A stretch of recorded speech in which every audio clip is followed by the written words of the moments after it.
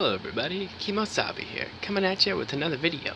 So this one's off of MintPress News webpage. A write-up by Bernish, with the topic of government's own data shows the U.S. interfered in 81 foreign elections. Ask an average American who makes a habit of following government mouthpiece corporate media about interference in national elections, and you're likely to elicit a nebulous response concerning Russian hackers and a plan to install Donald Trump in the White House. But you probably won't hear a single syllable pertaining to the United States government actual attempts to do the same. Posted on March 22nd, 2017, Bernish. On Monday, FBI Director James Comey confirmed for the first time publicly that the Bureau is officially investigating hotly contentious allegations of Russian meddling in the U.S. election. But even if proven true, such geopolitical escapades better characterize the routine behavior of accuser than of accused. The FBI, as part of our counterintelligence effort, is investigating the Russian government's efforts to interfere in the 2016 president's election. The director announced, adding the Bureau would conduct a probe to discern whether Trump's associates had contact with Russian officials. Despite the U.S. has hypocritically exerted influence over foreign election at all corners of the globe. In fact, it has arrogantly done so a whopping 81 times between 1946 and 2000 alone, with just one-third of those operations undertaken overtly.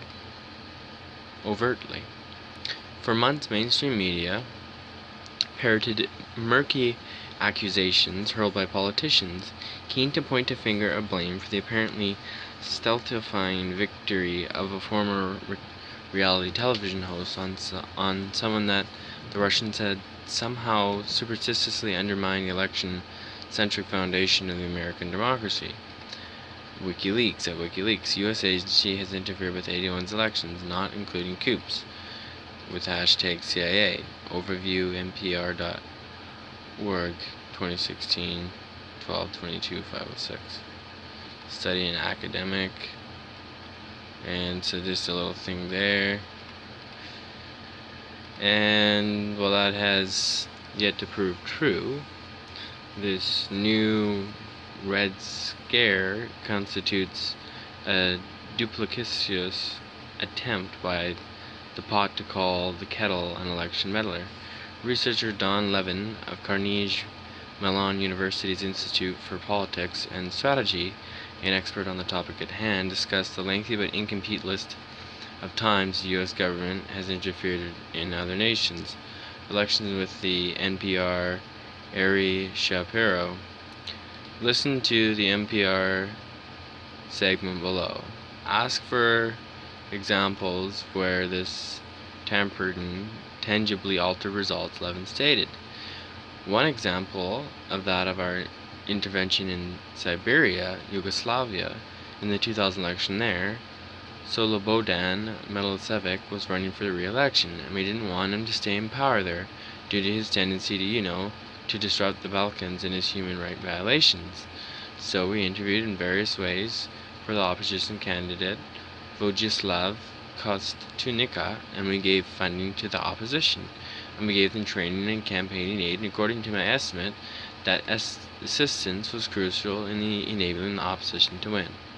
Levin reiterated the more blatant methods with which the U.S. asserts dominance through the overt coups or all-out regime change, branding the nation a notorious interventionist, are not among the list of 80-plus attempts to manipulate the editorial outcome. As for the issue of pot versus kettle, Levin explained, although Russia and other powerful nations indisputably employ similar tactics, the United States has been quite prodigious in its effort. Well, for my database, the United States is the most common user of this technique. Russia, or the Soviet Union since 1945, has used it half as much. My estimate has been 36 cases between 1946 to 2000. We know also the Chinese used this technique, and the Venezuelans when the late Hugo Chavez was still in power in Venezuela and other countries. As sanctimoniously U.S. politicians cry foul about the Russians, it would behoove the new McCarthyanites to reflect on the nation's sticky imperialist fingerprints around the globe, like that time in 1996 when the United States undertook an extensive secret operation to ensure the presidency of Boris Yeltsin. That is, of course, former President Boris Yeltsin of the Russian Federation. The Free Thought Project, copyrighted, and stories published in our Daily Digest section are chosen based on the interests of our readers. They are republished from a number of sources and are not produced by MintPressnews. The views expressed in these articles are the author's own and do not necessarily reflect MintPressnews' editorial policy. So there you have it, everybody. Hope you enjoyed that. Kemo, Sabi here. It would be definitely awesome if you hit up that subscribe button. It'd be great if you leave me some comments. We'll see you in the next one. Thanks. Bye.